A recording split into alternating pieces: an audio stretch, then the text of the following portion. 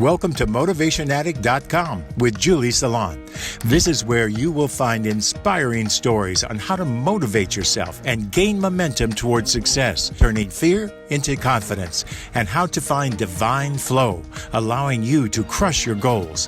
Thank you for being here. And now, let's tune in to today's show. Hello everyone, Julie Saillant from Motivation Addict. Today my guest is Ilana Kristeva, self-care vigilante and founder of Field of Choices. Ilana is a luminary and a guide inspiring leaders to shine while in service to others. Now fit, fabulous, and 50 plus despite illness, injury, and isolation, she is living proof that neuroplasticity is not just another beautiful scientific theory, it is her reality. On a bridge that connects Western medicine and Eastern practices, she celebrates living in the one body she will ever have. Ilana cultivates compassion and laughter to manage time, energy, chronic pain, and life's ups and downs. Leaders, coaches, and entrepreneurs breathe, tap, and laugh with Ilana to feel fantastic in your body. Flow, which is feel light, offering wisdom and live your best life ever. She is the creator of the Tap into the Universe for Recovery book series and the Instant Gratitude collection. Ilana motivates audiences to move energy within the body to overcome self-sabotage with 7 key ingredients for vibrancy, 26 self-care vigilante affirmations, and an attitude of gratitude. I can't wait for you to hear this episode. Ilana is a personal friend of mine, and I know you will get a lot from this. So happy listening. Hope you loved this episode as much as I did with Ilana Kristeva. Hey everyone, Julie Saillant for Motivation Addict. I am super excited today. I have my very good friend, Ilana Kristeva. I met her at the New Media Summit. She is an amazing person, and you're going to find out why. She actually has a couple of books out. As I said in my intro, she has The Birth of a Self-Care Vigilante and also Instant Gratitude.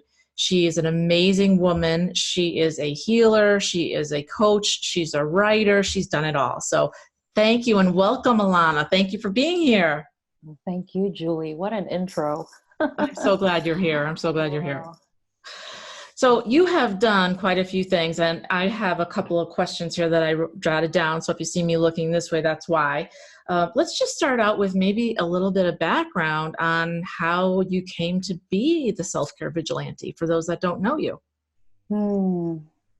How I came to be. Well, if I can offer a few minutes of what I was like prior to becoming the self-care vigilante, in a nutshell, I could say, picture me in bed, moaning and groaning, chronic pain in my right leg. It moved into my left leg and into my right arm. My skin was so sensitive. Even my very satiny sheets were rough on my skin. And a single bed sheet on top of my legs felt like a truck on my legs. So I was in incredible, incredible pain. And I never thought I was going to get out of it. In fact, I'm pretty sure my IQ dropped many, many points. I couldn't think clearly. If anything I can offer right now is that if anyone is watching this podcast or listening to this podcast, you're in a lot of pain and it feels like it's never going to end.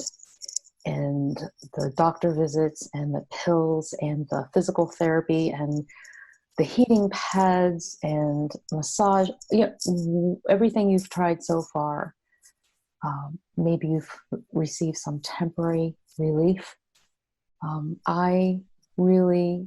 It was a 24/7. It was pain 24/7. One night at 3:00 in the morning, I realized suddenly, and this was in 2008, I believe. So I had this injury in 2007 that led to my having this nerve disorder, a progressive nerve disorder called complex regional pain syndrome, CRPS. and it's better known as RSD, reflex sympathetic dystrophy. More nurses and doctors are familiar with that term, but the medical term these days being used is complex regional pain syndrome. So I was diagnosed with CRPS in 2007, and that was on top of my having had my fibromyalgia for years, on top of allergies since I was born. I was not able to drink in my mother's milk. I refused my mother's milk. They didn't know I was allergic to cow milk at the time as an infant. So let's just say that I'm very fortunate to have all my 10 fingers, toes, my internal organs intact, because I've been through a lot. This body has been through a lot. So even prior to having this diagnosis, I've had many, many challenges, and the laundry list is very long. And it started way back when, since I was born. I was born colicky, anemic. My mother told me just a couple of days ago, so this is like brand new news. Wow. For the world. I had not one but 2 blood transfusions as an infant. Early infant, as soon as I was born. So my red blood cell count, I was anemic, and the only vein that they could insert a needle to transfuse the blood was right here, my forehead. And they had to do it twice, 2 separate times. They couldn't do it one time. And so I struggled. I have struggled with many different things, diagnoses, symptoms, and my attitude was, my attitude really was, again, are you serious? Are you serious? Are you serious? Are you kidding me? And after I resolved one issue, another one hit, and another one hit, and another one hit. So from diagnoses with depression, it was first mild depression, then it was a whole series of different forms of depression. A lot of people just lump together what depression is, but there are many different forms of depression, and I've been diagnosed numerous ones, and offered all kinds of treatments. But so there's a brief snapshot, mental, physical, you name it, the challenges. And I got to the point where I was so determined to overcome all of this. I was sick and tired of being sick and tired. Mm-hmm. So the term vigilante wasn't something that I concocted. It came to me through meditation. Wow. And it's my resolution. It's my resolution. I was resolved to not give up. And when I say the words self-care, vigilante, I'm holding my own feet to the fire, so to speak. It's not a very good expression, is it? It's not, especially with what my feet have been through. I'm sorry, feet. I'm holding myself accountable. There you go. To practicing self-care, because I'm a rebel, and I have this attitude of, oh, God, what's good for me? It's not going to help anyway. It's not going to help. I've tried everything. It's not going to help. Mm-hmm. And I had to change that mindset. So talk to us a little bit about the shift that you had when you cut a deal with the universe, and tell the listeners. So from that background, everyone, she actually had more challenges. And Ilana, please let us know about that, and that night that you cut the deal with the universe. I think that's so pivotal, and that might help some listeners if they're in pain right now. Well, thank you for asking that question. I just felt my body respond to that. So in addition to losing the use of my legs, I also lost the use of my both hands for short periods of time, come and go. And carpal tunnel flare-ups. I was using the wheelchair, was using crutches, my walker, double canes through years, a 3 to 4 year period. And the carpal tunnel flare-ups were just they activated my migraine headaches as well. Oh, So when I talk about pain from head to toe, you're getting the picture now. But my true bottom was when I lost my voice. I started losing my voice around Thanksgiving of 2011. That was probably one of the greatest Thanksgiving gifts of desperation I've received. I remember going to a family gathering and I could barely speak, and it was pretty much downhill from there. And one night, I rolled myself to the window in my living room in my wheelchair. I rolled myself. When I looked out the window, it was dark. I don't remember recalling any moonlight per se, but I did look up at the stars. And within myself, because I had lost my voice, within myself, this is what I said to the universe. This is what I said to my creator, my God. I said, hey,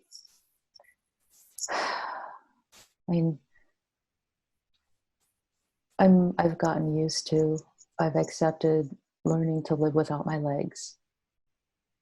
I've learned how to ask for help when I can't use my hands. But, I have no idea how to live without my voice. No idea. I can't do it. I'm tired. But if you show me how, if you give me back my original voice, I promise not to take it for granted. I promise to carry whatever message you need me to say to the world. I promise to use my voice constructively, and I promise to sing again. And I was promising a lot. Promising a lot. And I was very desperate. And when I closed my eyes, after staring into the night sky, I closed my eyes. I heard this, it wasn't an image, but I heard a collective series, I'm recalling it now, soft voices saying, we will bring you the right people to help you regain your voice. You will write 4 books in a series connected to the universe, tapping into the universe for recovery. You will write 4 books, but it's not about the paperback books. It's not about the books that people can read. It's about you will narrate these books. You will use your voice to narrate these books. And of course, my reaction was, yes, please bring the people that can help me. I really need them. At the same time, the idea of recording, narrating books that I would write was so far, it was beyond my imagination, beyond what I thought was reasonable, within reach, because being able to verbally ask for water or for help, I was using my hand and paper pad all the time, asking through, writing. wow. For what I needed. And so That's amazing. That's amazing. For a second, because my body's really, I'm really grateful. I don't know if you can hear it, but that was quite a night. That was quite an experience. Yeah. And so and I've listened to, she has sent me a recording when I had a migraine. You sent me a recording, and she does have a very clear, calm voice, just as your energy is very clear and calm, kind of like a lake. I always think of you, just very calm and centered. And that did help me. And not a lot helps me when I'm in a migraine mode, because when you're in that mode, of course, you're in so much pain, you have to lay in a dark room. But I really appreciated that. And that's what you were meant to do. That's part of what you were meant to do. And I would love it if you would share with the listeners maybe some tips that you have on how to change your mindset. Because when we're in pain, a lot of times you can't even think, right? You're thinking about the pain. So you've got to get out of the pain a little bit. But maybe what tips could you give them to help them if they're in pain right now, or they just want to get out of a, sucky situation with their body. Maybe something's not working correctly. What are your thoughts on that? Well, the number one thought that came to me while you were speaking, because I have actually many things that I do when I'm in pain that help alleviate. And so the first thing that popped into my mind was, I speak lovingly to my body part that's in pain. And it's not easy to do. I acknowledge that. It is not easy to do that when I'm not thinking clearly because I'm hurting. But I verbally say to my leg, I love you, leg. I love you, my toes. I love you, my foot. I am so sorry you're in pain. There's an ancient Hawaiian prayer called Ho'oponopono, and it's a prayer of reconciliation. And in simple language for me, in baby speak, because I do a lot of baby talking with myself, and I think that's very loving. So for those who are in pain, if you allow yourself, if you give yourself permission to speak to yourself gently in baby speak, toes, I'm so sorry you're hurting. Ankle, I'm so sorry you're hurting. My knee, I'm so sorry you're hurting right now. Please forgive me for overusing you. Please forgive me for having ignored you. Please forgive me for neglecting you, not offering you tender, loving care. Thank you for your patience. Thank you for allowing me to speak to you now. And I love you. I love you, my knee. I love you, my calf muscle that is having challenges, spasming right now. And thank you. So the series of I'm sorry, please forgive me, thank you, I love you, that's the Ho'oponopono prayer. And you don't have to do that in order. You can say those words in any order. Just include the sentiment, I'm sorry, please forgive me, thank you, I love you. Mm-hmm. And I add the additional verbiage, of course, and you can name your part of your body. And will that make everything disappear? Will all the pain disappear? I'm not promising that. But what I am saying is that in my experience, that when I speak with compassion to parts of my body, including my internal organs, sometimes I won't digest my food very well and I will feel it. And so what I'll do is what I'm doing right now. Here's another tip. Whether you're lying in bed or sitting at a computer or in a chair, think of your spine as a long string of beautiful pearls. And did you see how I just sat up? When I think of my spine, I am thinking and I'm vocalizing, my spine is this beautiful long string of pearls. It's a string of pearls that are lovely. And for whatever challenges my string of pearls have experienced, my nervous system that's on fire, that's, just reacting and going, in the flight or fight mode of, hey, oh my goodness, we're panicking here. We're in pain. We need to triage this. And so I immediately go to, all right, I'm honoring you, my nervous system. I'm honoring you, my spine. I'm honoring all the fluid in my spine that needs to flow. It's having challenges flowing, and I'm centering my focus on my spine so that the healing can happen, the flow can happen.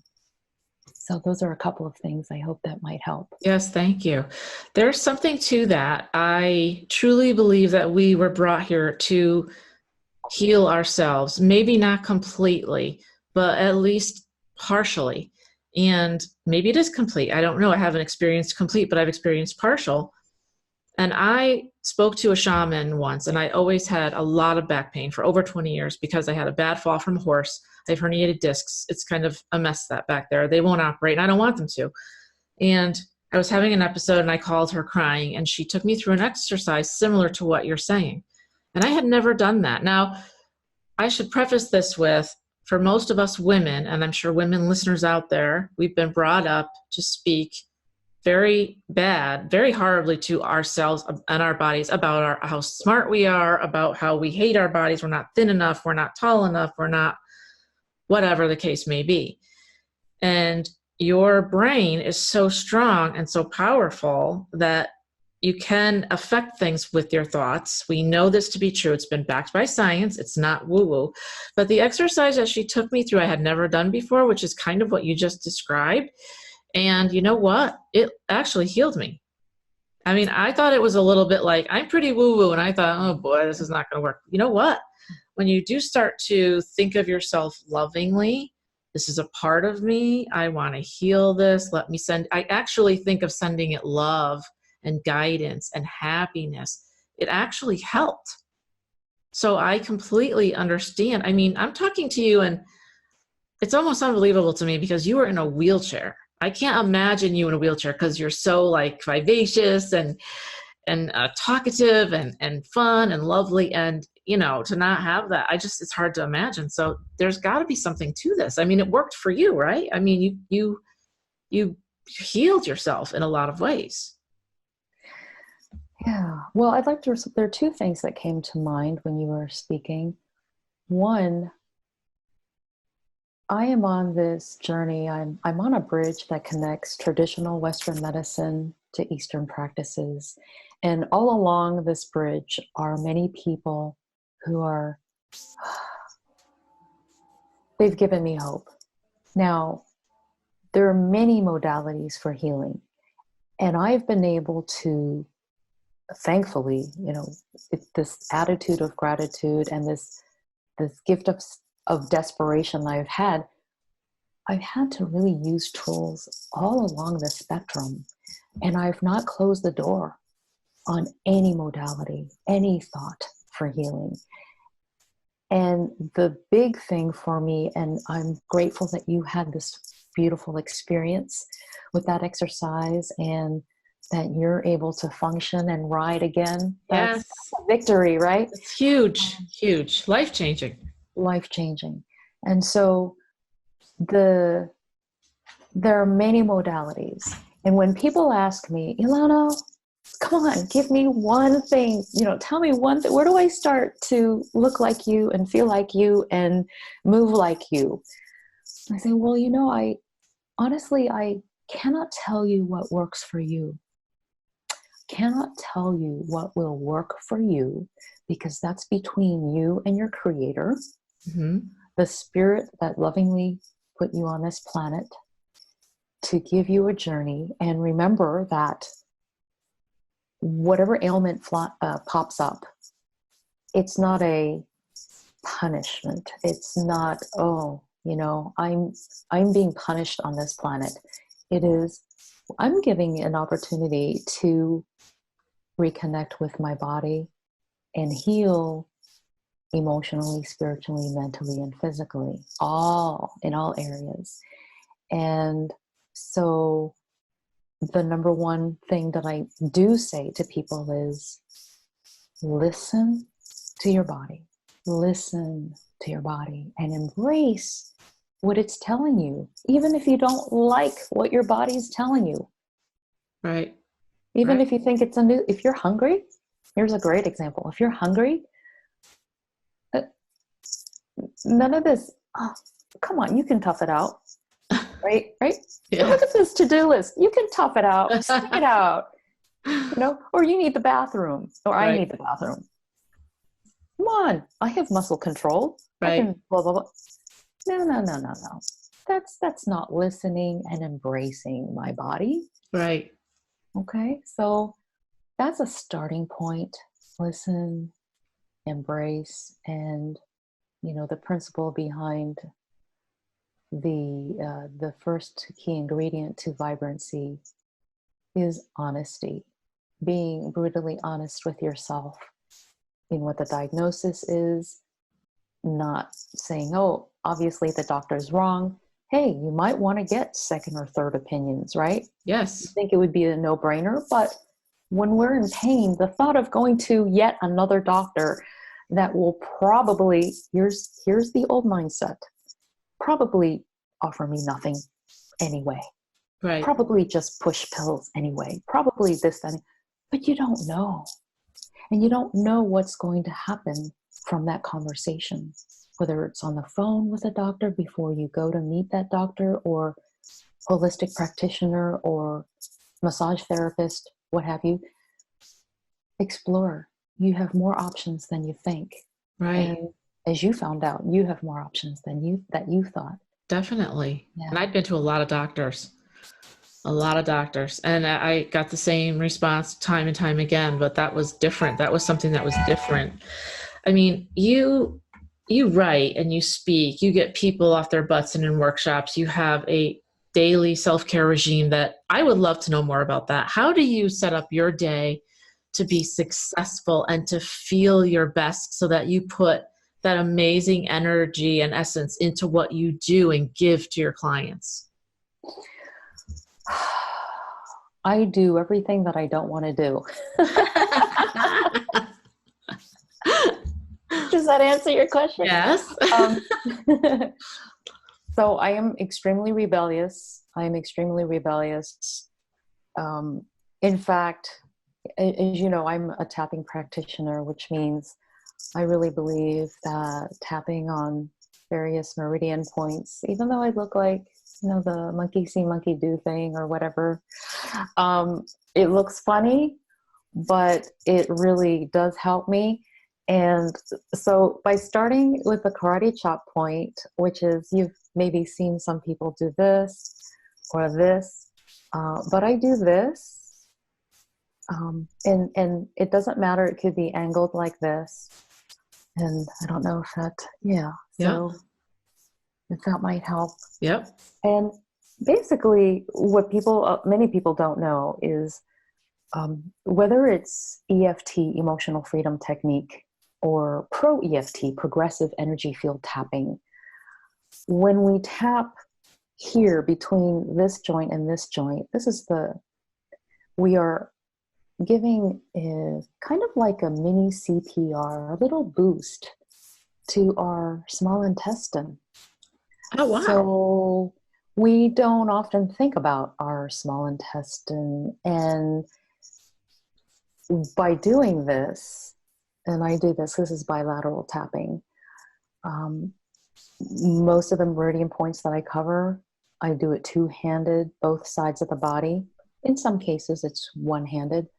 However, I am very intentionally focused on balance. What I take care of on one side of the body, I take care of on the other side of the body. Mm-hmm.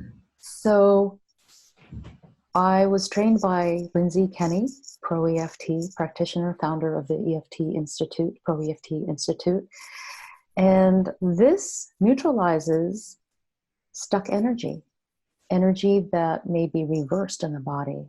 And to give people an idea of energy flow in the body, you've all seen water go down a sink, like you filled a bathroom sink or a kitchen sink of water, filled with water. And when you unplug it, the water will drain in a certain direction. Yeah. There's no way. I mean, you can try to stop it and manipulate it, but the water will not drain in the other direction. It will drain in one direction. And if you're in the northern hemisphere, it'll drain a certain way. And if you're in the southern, beneath the equator, below the equator, it'll drain another direction. So the bottom line is that energy flows in a particular direction, a healthy, nourishing, regenerating direction in our bodies. Okay. And sometimes when we're waking up on the wrong side of the bed, so to speak, or we haven't rested well enough, energy will be scrambled and it will flow in the wrong direction in a certain part of your body or the entire body. And by neutralizing that instability, I get to do something that's almost a no-brainer, right? Right. I'm not even talking. Right. I'm not even using words. Yep. I'm just doing this for 20 seconds. Take a deep breath in. Exhale. Take a drink of water. And this is what I do also.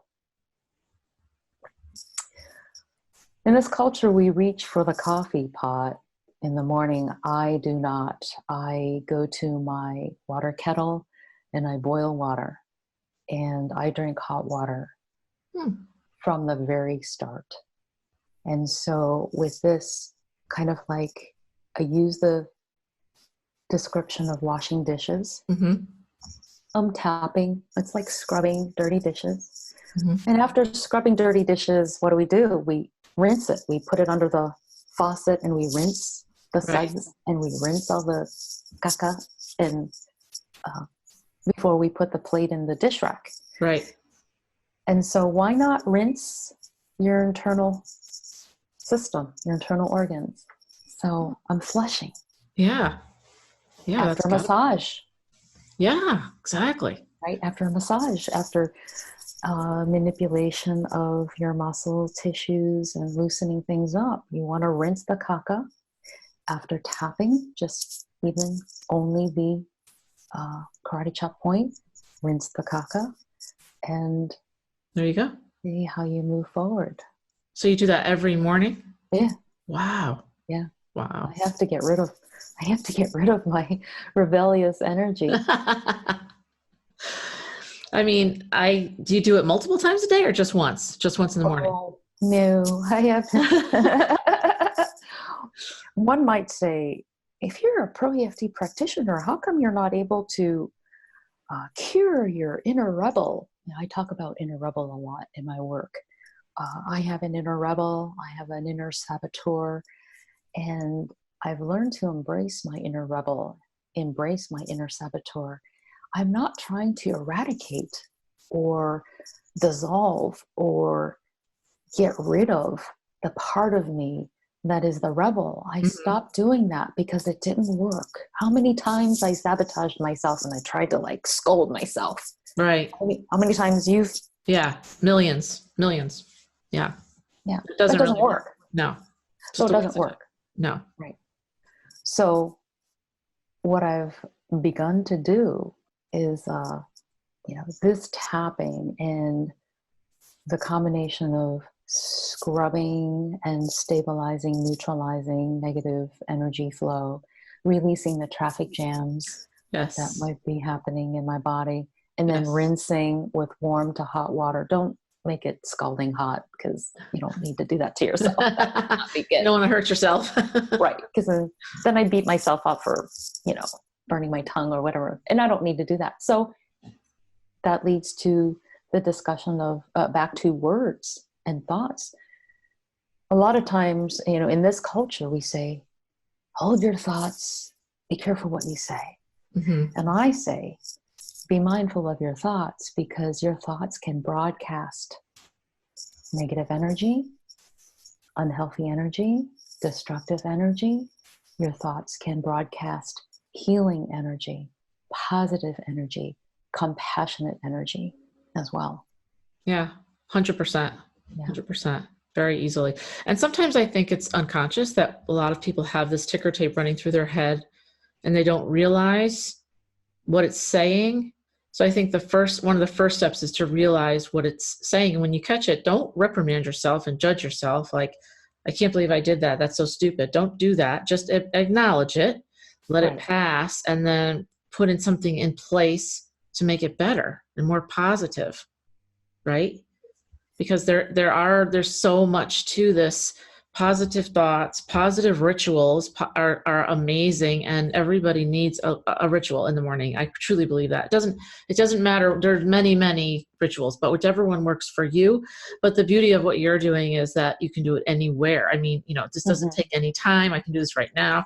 I can do it anywhere, and I can do it, when I wake up in the morning, I can just do this. So I think that is all just a great way to get everything flowing. And then you let that positive energy, that if you want the positive energy to come in, you have to have a place for it to go.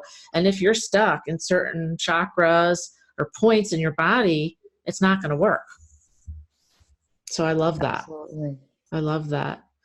Tell us what you have in store, because I know we talked about this one-on-one, but I would love for you to explain Sedona to my listeners and a little bit about how that might inspire them. Sedona. Yeah, I could talk about that for I hours. know. Well, I'll connect what you just said with my vision for Sedona. My vision for Sedona, my vision for myself in Sedona, my vision for anyone who cares to join me in Sedona in 2020, next year. So what you were talking about, starting off the day, clearing so that you can bring in, receive, letting go so you can receive. This attitude of gratitude that I use, and I challenge myself every morning, and I challenge my listeners, I challenge my tribe to, if something comes up, a negative thought, a negative experience, an unpleasant, uncomfortable circumstance or situation, I challenge you to transform something that you perceive as awful into something awesome. Yes. And that is, going into the self-care vigilante mindset. That is taking action with the attitude of gratitude, not just having an attitude. So I was talking about how I challenge myself from morning till night. If I am uncomfortable with any of my own thoughts, my words, any situation that I'm in, I switch into this attitude of gratitude. No more groaning, right? No more whining. The expressions that I use are, I move from groaning to glowing. Yes, I love and that. I go from whining to winning. Yes. And so self-care for me is not just about, okay, I got to get out of pain. Okay, I want my brains back. Thank you. What I discovered was I needed something more than, I needed a big reward. I needed a big reward beyond being able to use my voice, beyond being able to be of service, beyond being able to use my hands on a regular basis now. Mind you, I use many modalities. I use many modalities on a daily basis to maintain my chronic pain and to function at a higher level. And it's getting better and better. And I have days where I have setbacks.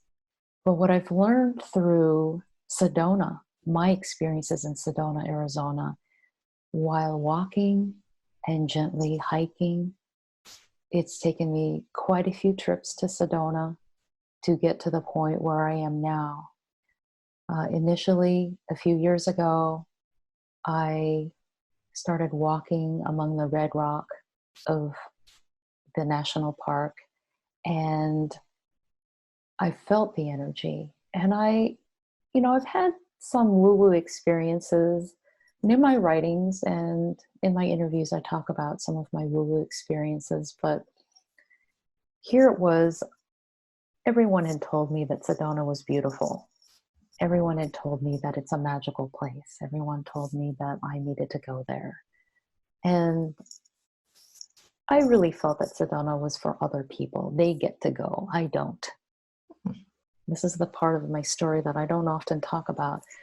So my inner rebel was saying actively to me, these beautiful places, those are for other people. They get to go, and I don't.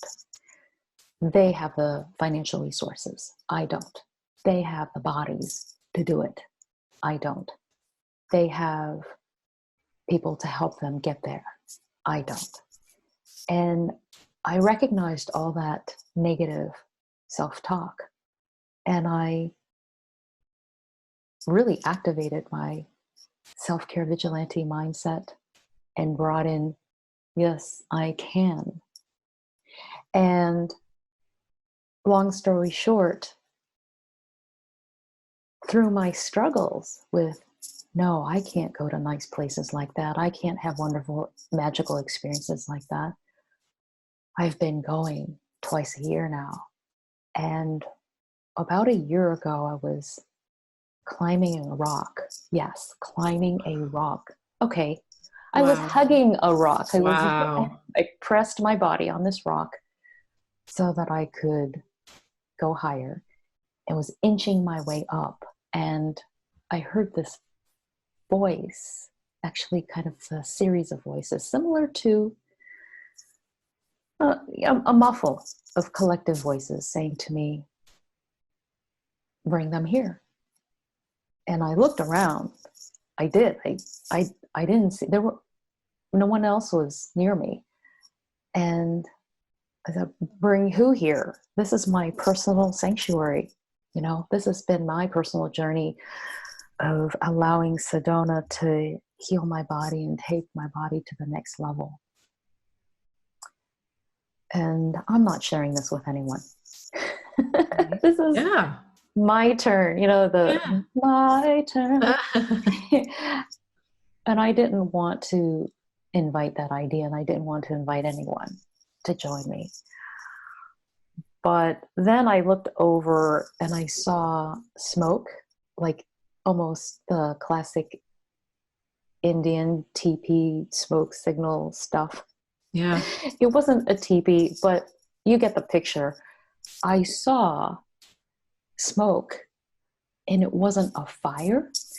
There was no fire. Well, there was a fire because the smoke came out. But I saw what I understood as smoke signals, and I could not refuse. So when I got back home to California, I began to meditate and ask regarding my experience. And the response was, bring people who were in situations like you, who, well, maybe they've been to Sedona, or maybe they haven't been to Sedona, but let them experience Sedona through your eyes. Mm-hmm. Let them go to the mother vortex, the feminine energy, the cathedral rock with you. Let them go to Bell Rock, the masculine vortex, the father rock. I call the Bell Rock the father rock, and I call cathedral mother. So I have mother and father. And let them have their own experience, but alongside with you. And help them prepare financially, emotionally, physically, with their families. Help them grant themselves permission to say yes to coming to Sedona to be with you for hiking, hula hooping, and helping ourselves while helping others. Mm-hmm. And some of these people are athletes who've been injured. Some of these people are coaches who have chronic ailments and chronic pain, and they want to continue coaching people, whether it's in the field of sports, athletics, or life coaches, and they want to be able to offer more to their tribes. Yep. And so I'm offering people to join me in 2020, September of 2020 in Sedona, Arizona. And so little by little, I'm building that. That's amazing. And you just got back from there and you had such an amazing time. And I just felt like your whole spirit and your energy just changed and went back to, maybe it's almost a resetting of your energy, right? From, you know, we all go through life and there are things that are difficult that happen and we do our best to clear, but sometimes you need more than the normal ritual. You need to go away and experience something different. And with that, where there's all that amazing energy with the rocks and just kind of your sanctuary, I just felt like that's a really great place for you to reset, and how awesome it is for you to help other people now reset and enjoy what you've enjoyed. Because it's your special place. So I think that's just the coolest thing. It's so cool. I've never been there, so I got to get there someday because the pictures are amazing. Yeah. Amazing. So I can only imagine what it's like in real life, and because pictures probably don't do it any justice. No, they don't. They don't. Probably not. Probably not. You have done some incredible things. What's next for you besides Sedona? Are you going to be writing a little bit more, or what are your thoughts in terms of the rest of this year that you've got planned? Well, I'm laughing because it doesn't matter what I plan. The universe usually has a different idea. There's an expression, I entertain God, God laughs. Yeah. I Yeah. plan. So here's what I'm thinking. I have been working on the audiobook for Birth of a Self-Care Vigilante. I've recorded everything, every page, every word. And now I'm in post-production and putting the whole thing together. So that's an ongoing project that is still alive. And as you heard, I sent you the introduction. I think it was Yes. the introduction to the book that helped Yes. your migraine headache. Yes. Yes. Because when I started writing the very first draft of that manuscript, I wore sunglasses because the computer monitor was too bright. I could not handle any light coming into my eyes. Wow. And so I've come a long way since then. So my plans are to finish the post-production work and release that audiobook. I am writing volume 2 of Instant Gratitude, 365 Days of Grace, Ease, and Laughter. So that's Awesome. these are posters of my book covers.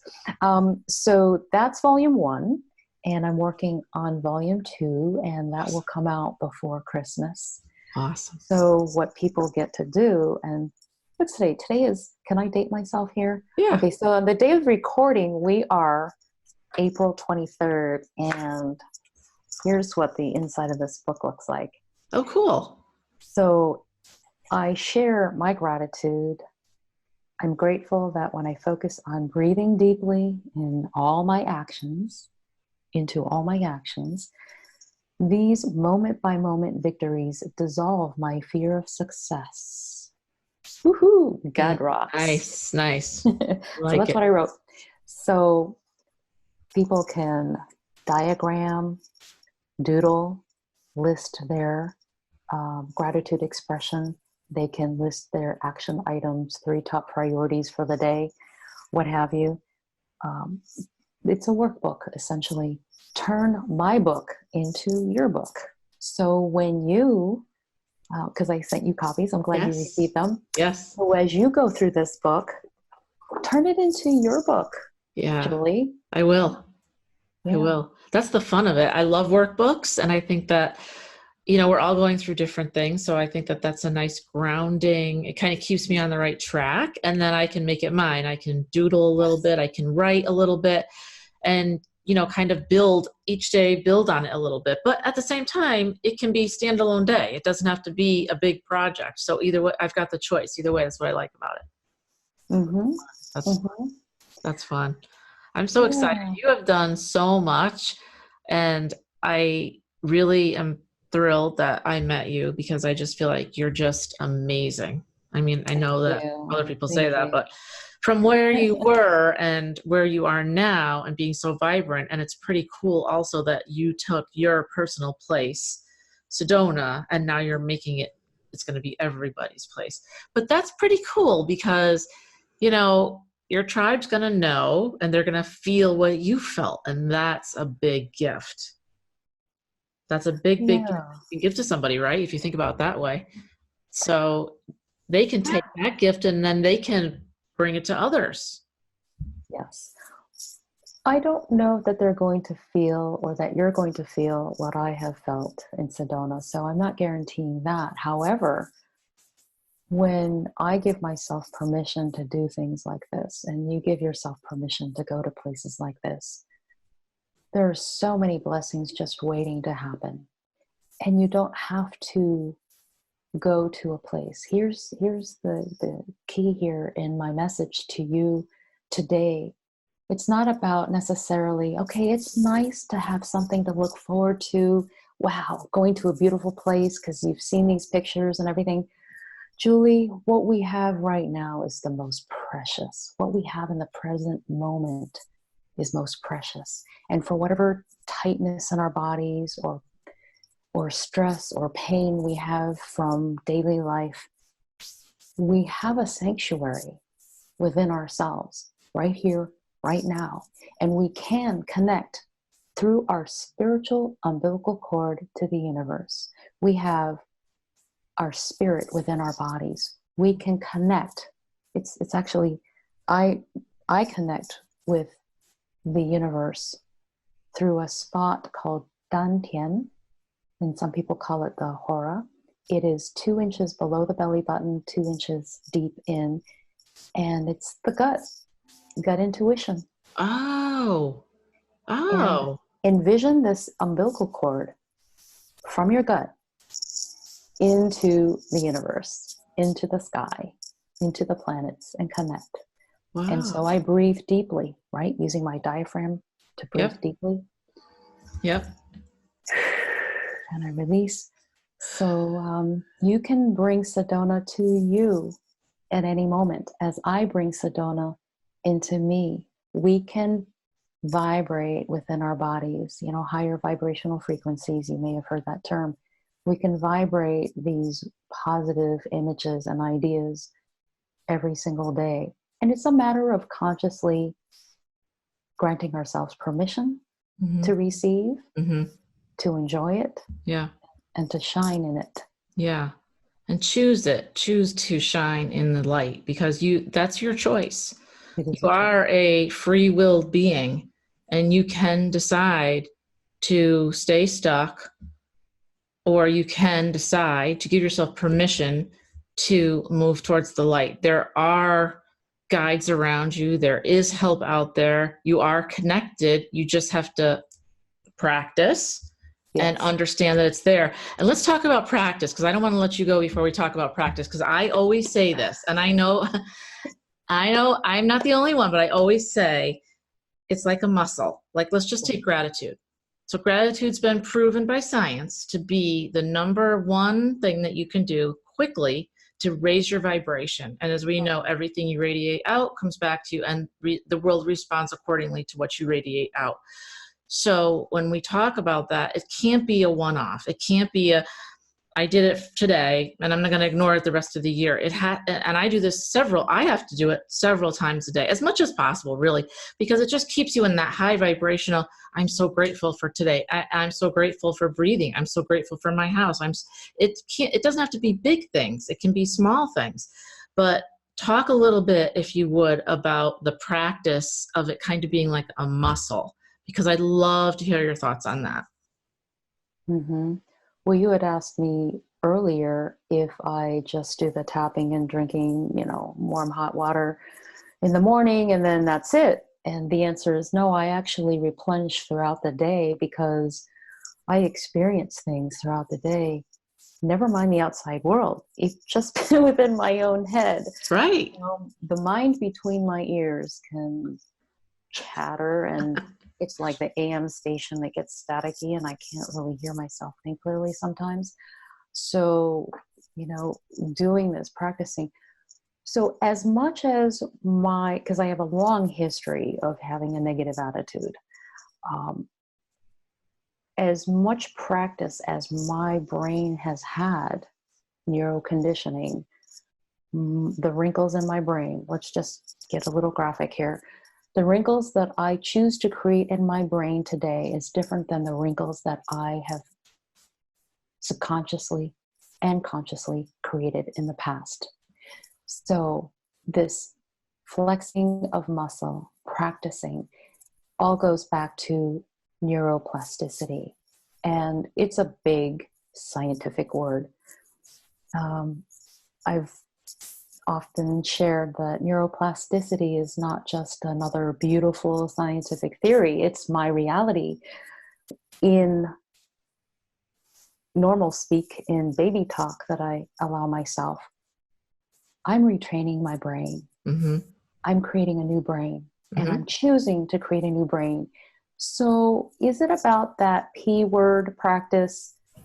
I don't use that word with myself. I do use the word practice, but it has negative connotations for me because when I was young, my piano and violin teachers were always saying, practice, practice, practice. And my mom was always saying, practice, practice, practice. And it just made me want to throw up. Yeah. So I don't use that word. I acknowledge that doesn't work for me. But what works for me is I'm creating a new brain. I'm creating a new body. Mm-hmm. I am creating new thoughts all through the day. Mm-hmm.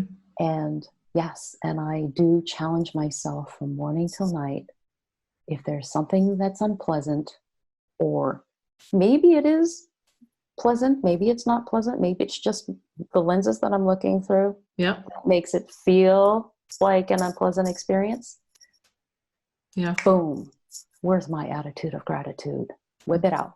Mm-hmm. Right there. How do I transform that thought? I look for, hey, is this trite? Maybe looking for the silver lining in every situation, but it has helped. It has truly helped. Tremendously, I'm sure. Tremendously.